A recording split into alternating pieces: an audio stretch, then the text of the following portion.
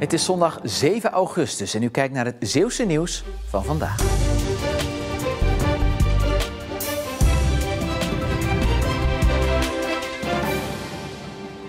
Vaste bezoekers van de gratis lichtplaatsen van de omloop bij het Viersemeer zijn teleurgesteld vanwege de opgeschroefde handhaving. Ria Schietenkatten en haar man komen hier al 40 jaar en liggen vaak langer dan de toegestane 24 uur. Dat werd tot voor kort altijd gedoogd. We hebben nooit één commentaar gehad dat we daar lagen. Maar volgens mevrouw Schietenkatten wordt er nu op een bijzonder onvriendelijke manier gehandhaafd. Als u nog in de omloop terugkomt en u laat de boot onbeheerd achter, wordt die weggesleept. Ik zeg en dan?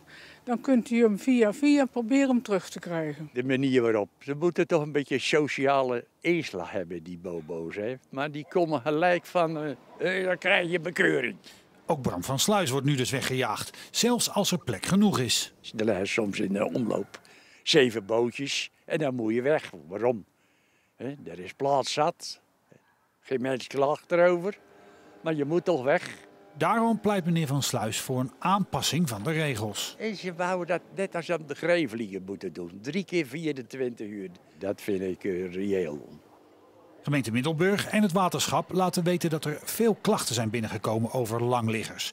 En daarom genoodzaakt zijn om te handhaven. Na een week lang tennissen zit het Vliegende Hollander toernooi in Terneuzen erop. Met ruim 400 deelnemers is het een van de grootste toernooien van Zeeland. De afgelopen 2 jaar vond het toernooi in afgeslankte vorm plaats. Maar dit jaar kon alles weer uit de kast worden getrokken. En was het weer een toernooi als vanouds. Hele mooie week geweest en ja, perfect weer. Wat maakt een toernooi een succes?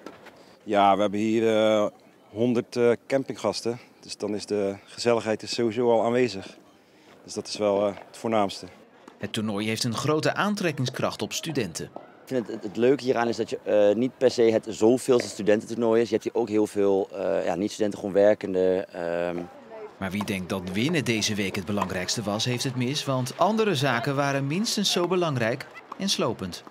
Elke nacht kun je daar gewoon door tot 2 uur 's nachts. Biertjes drinken met iedereen, supergezellig, dansjes doen. Feestjes horen natuurlijk absoluut bij. Dat is echt heel vermoeiend.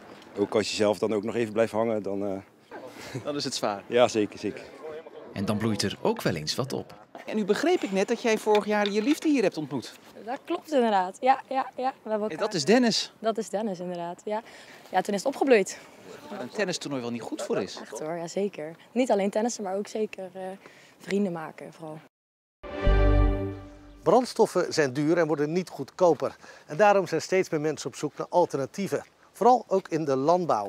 Een van de opties is waterstof. Dit is de tractor van Carlo Kloosterman uit Capelle. Hij heeft de eerste Zeeuwse tractor die draait op waterstof. Deze trekker die heeft een CO2-reductie van zeker 70%. En dat is eigenlijk het grote voordeel ten opzichte van een conventionele trekker op diesel. Minder uitstoot en dus beter voor het milieu. De tractor is een Zeeuwse primeur voor Kloosterman. Die houdt van innovaties.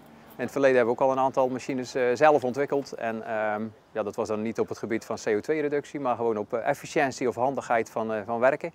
En daar is dit eigenlijk een leuke lijn en die we verder kunnen trekken. De tank zit op het dak van de tractor en er kan 1,5 dag mee gewerkt worden voor er weer getankt moet worden. Volgens Kloosterman is dit de toekomst. Met het afschaffen van de fossiele brandstoffen waar eigenlijk Brussel mee bezig is, denk ik toch dat we in 2035, 2040 dat we geen diesel meer kunnen tanken hier. Kloosterman hoopt dat in 2040 zijn hele wagenpark op waterstof rijdt. Een bijna onbewolkte dag vandaag met een zwakke noordoosten tot noordenwind. De zonkracht kwam aan 6, niet meer de 7 of 7,5 van eind juni, begin juli.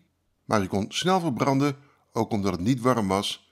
Dat komt ook pas vanaf het midden van de week en na woensdag liggen de maxima rond de 30 graden grens. Zover is het nog niet. Het wordt zelfs vrij koel vannacht met minima van 11 tot 15 graden. Tijdelijk heel weinig wind en kans op wat grond- of slootmist. Morgen is er opnieuw veel zon, maar er komt wel iets meer hoge bewolking en er zijn ook een paar stapelwolken. Er staat meestal windkracht 2 tot 3, in de ochtend uit het noordoosten en in de middag opnieuw uit het noorden.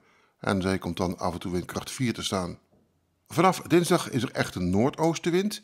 De maximumtemperaturen voor dinsdag zijn zo'n 23 tot 28 graden. Daarna wordt het dus per dag wat warmer. Maar ook dan is de lucht erg droog en benauwd zal het zeker niet zijn. Maar regenbuien zijn daardoor ook nog heel ver weg. En tot zover weer voor vandaag. Nog een fijne zondagavond en graag tot morgen.